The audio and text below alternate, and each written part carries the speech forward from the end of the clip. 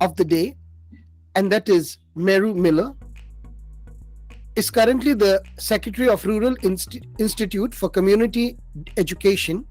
He is working on innovative quality education, focusing on transparent management practices, child rights, joyful learning, integrated and inclusive education.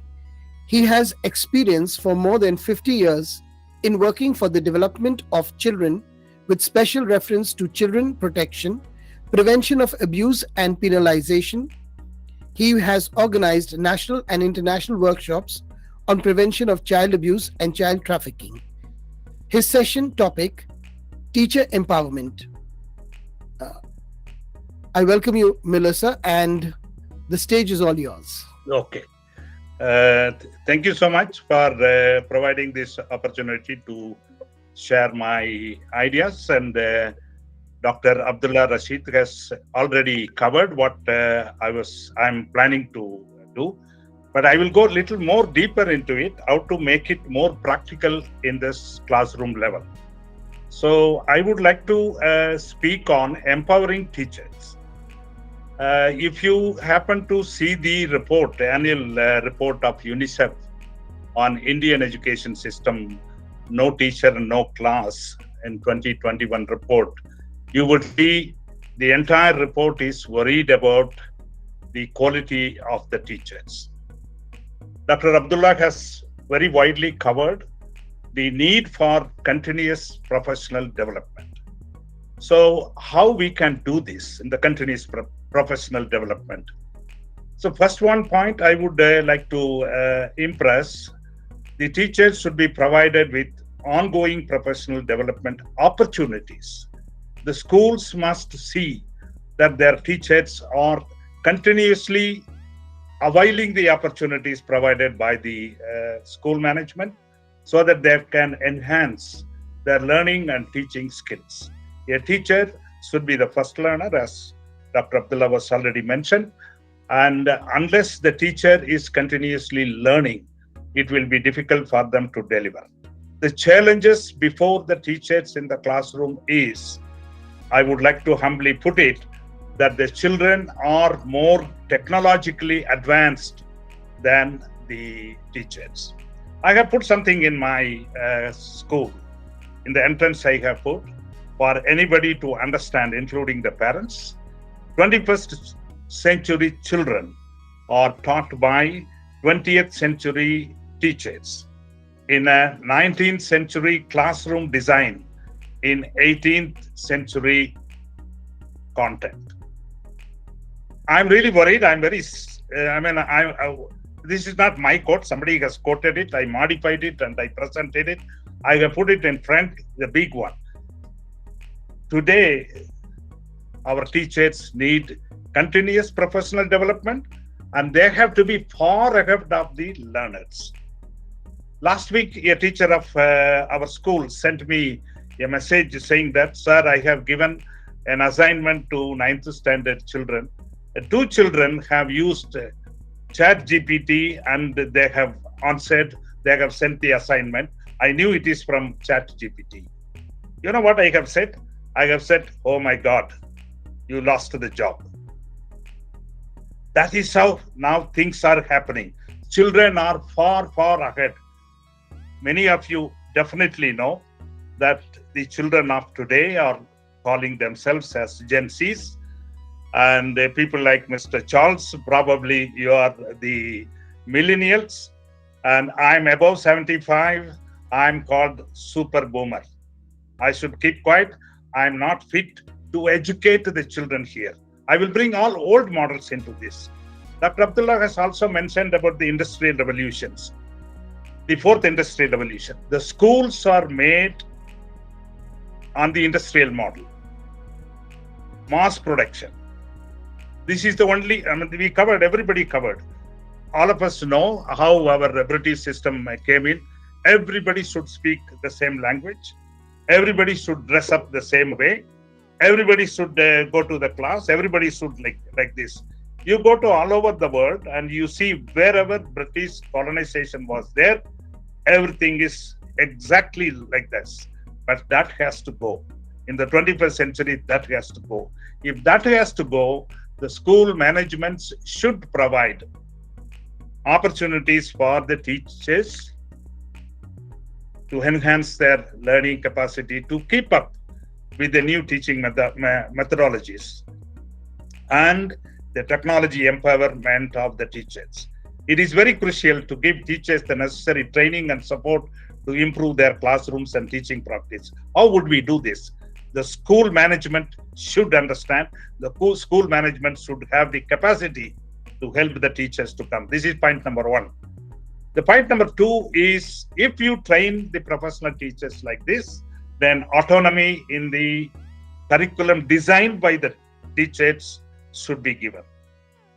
See, the children are divided. We do that in our school. The children are categorized into three groups according to their learning style, according to their multiple intelligences, and their levels of learning.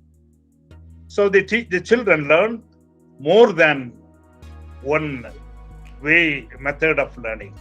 There can be auditory learner, there can be visual learner, there can be kinesthetic learner, there can be numeric learner, there can be social learner, there can be music learner, there can be peer learner. There are many learners are available in a classroom. It is a very big challenge for the teachers. So what the teachers have to do is, first of all, try to understand the child belongs to which category. It's a big job. Teachers' job is not like industry model where everything should be the same in line with the drawing. You produce a car, everything should be the same, nothing should be changed. But it's not practical in a classroom situation where the children are there. And the children are very creative and curiosity, they do a lot of things they have to learn. So to do this, teachers have to have the autonomy in curriculum design according to their multiple intelligence. At least three they have to cover. One is according to their multiple intelligences, according to their learning styles, and the third one is their levels of learning. Because some children learn fast, some children are not that fast. Don't call any child a slow learner. The child is learning according to the pace of their capacity to learn. If a child is not able to learn the way in which you teach, then teach a way the child can learn.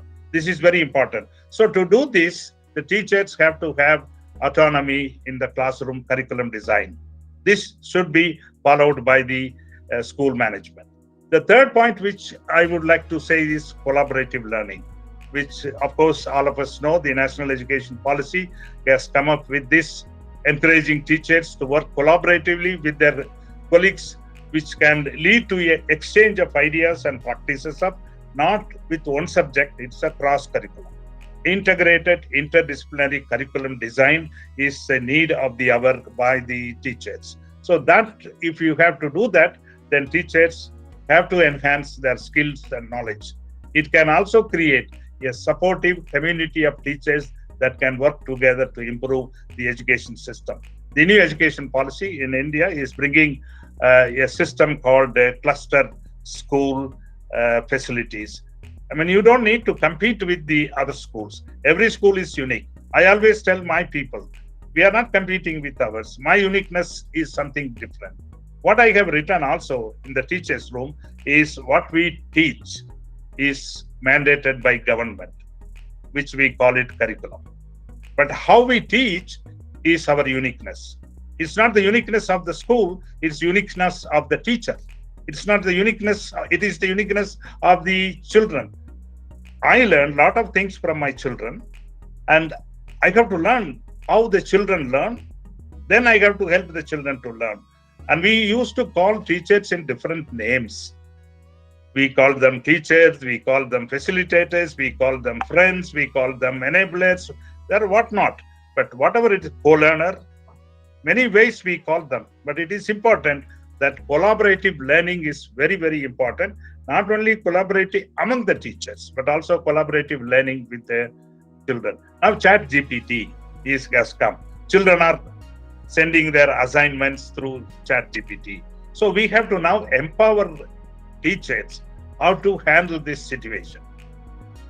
How a assignment sent by a child through chat GPT, how to handle that? How do we do it? The answer could be, I think, because I have not yet tried it, the answer could be project-based learning, experiential learning. Okay, you download that from the chat GPT and present it. Come on, let us do this. To do this, the school is not enough. You have to collaborate with the industries, collaborate with business houses. Why not people from industry come and take 2-3 classes on a concept? For example, if somebody has to teach the wheel, why not people from automobile industry can come and teach how to understand the concept of wheel, or the concept of number, the concept of speed. Many things have to be understood more practically than on theoretically. So my second point, my third point, what I have said is collaborative learning for the teachers and also the children. The fourth point is access to resources. Now we are living in the age of information. The resources are available plenty, especially in the digital landscape. You can definitely include this. We always appreciate people who talk about I read a lot and I work till 2 o'clock, 3 o'clock, 4 o'clock and all that. Now, I humbly put it, I'm not threatening the teachers. I think you have to read 48 hours in a 24 hours. That's the situation now. Children are far, far ahead. And we have to update ourselves, and we have to access resources which are available and give those resources to children so that they can apply and experiment and experience it and learn through those resources available. I always say, explore. Help the children to explore, experiment, experience, and evaluate. These four are very important. Every class, every subject, every concept has to be given. If the child has to explore, for example, if the child has to explore something in physics, for example, speed, the child has to explore it in a playground. And today I have read a judgment from one of the high courts says that all children should be helped to learn through play. This is very important, and physical activity should be given. So through physical activity, you can teach biology, you can teach nutrition, you can teach physics, you can teach mathematics. This is interdisciplinary and integrated approach in curriculum should be given.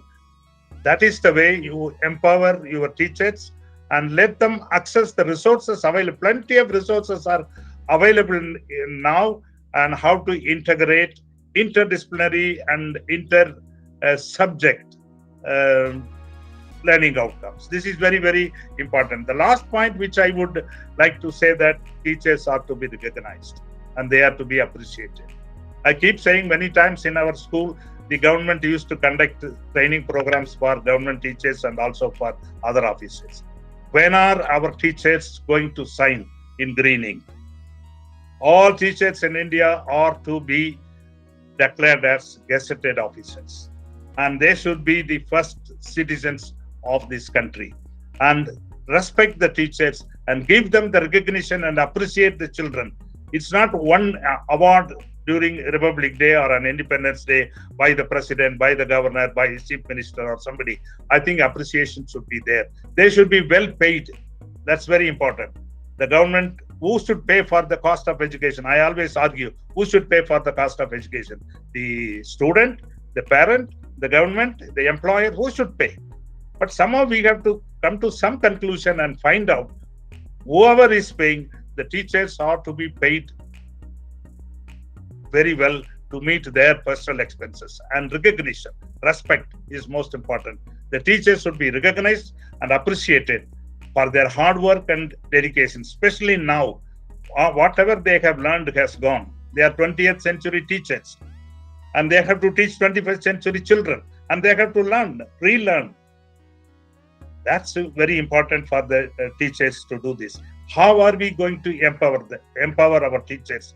Recognizing their efforts can motivate them to continue to improve their teaching practices and strive for better results. By empowering teachers with necessary resources, training, and recognition, I'm sure the students receive quality education that prepares them for the future. And we have a lot of things mentioned in the new education policy, how to improve the quality of education. I think government they have to look after the dropouts, the distance between the school and the home, all that are there. But most of us are sitting here, I presume that we are all the private school owners. And how are we going to improve the quality? Quality means what? How are you going to define quality? Quality education. Everybody talks about quality education. What do you mean by quality? I always say the quality means quality learner. As soon as a child comes into the school, and we have to make that child as a quality learner. How are we going to do this? Unless we empower the teachers will not be able to make the learner a quality. Then the quality environment. The environment should be such that the child should be able to learn, not only in the school, wherever the child goes, the environment should be learning environment. The third one is learning content, quality content. The teacher should prepare a quality content, not producing this. In my school, I always say it's enough if you use NCERT books. There are a lot of books available in the market written by private publishers. And most of the teachers take their learning outcome from their publishers' textbooks rather than the NCERT textbooks. This is very important. So, quality learner, quality environment, quality content, quality delivery.